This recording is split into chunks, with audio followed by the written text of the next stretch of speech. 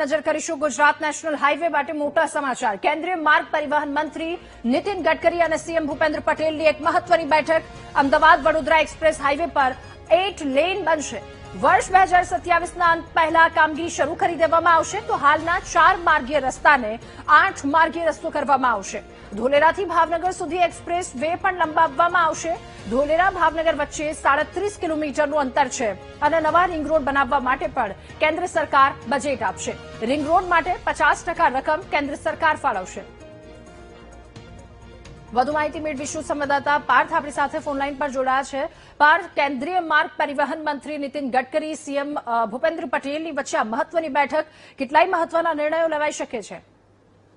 જી દાદા, કેન્દ્રીય પરિવહન મંત્રી નીતિન ગડકરી આજે ગુજરાતના પ્રવાસે હતા અને આ દરમિયાન રાજ્યના મુખ્યમંત્રી ભૂપેન્દ્ર પટેલ વચ્ચે એક બેઠક પણ યોજાઈ હતી। બેઠકની વાત કરવામાં આવે તો જે રીતની અત્યારે માહિતી સામે આવી રહી છે કે ગુજરાતના નેશનલ હાઈવે માટે ખૂબ જ મહત્વના નિર્ણયો અત્યારે આ મિટિંગમાં કરવામાં આવ્યા હોવાની વાત છે। અમદાવાદ વડોદરા એક્સપ્રેસ હાઈવે કે જે છેલ્લા કેટલાય વર્ષોથી લોકોની એક આન બાન ને શાન બન્યો છે, એક ખૂબ જ ઓછા સમયમાં અમદાવાદથી બરોડા સુધી પહોંચાય છે, ત્યારે અત્યારે હાલમાં આ જે 4 લેન હાઈવે છે તેને હવે 8 લેન હાઈવે બનાવવાની પણ જે તૈયારીઓ છે તે કરી દેવામાં આવી છે અને વર્ષ 2027ના અંત સુધીમાં તેની કામગીરી પણ શરૂ કરવામાં આવશે। જ્યારે ધોલેરાથી ભાવનગર સુધીનો જે એક્સપ્રેસ હાઈવે છે તે પણ લંબાવવામાં આવશે। અત્યારે જે કહી શકાય કે ધોલેરા ભાવનગર વચ્ચે કુલ 37 કિલોમીટરનું જે અંતર છે તે 37 કિલોમીટરના રસ્તા ઉપર નવો માર્ગ તૈયાર કરવામાં આવશે। આ ઉપરાંત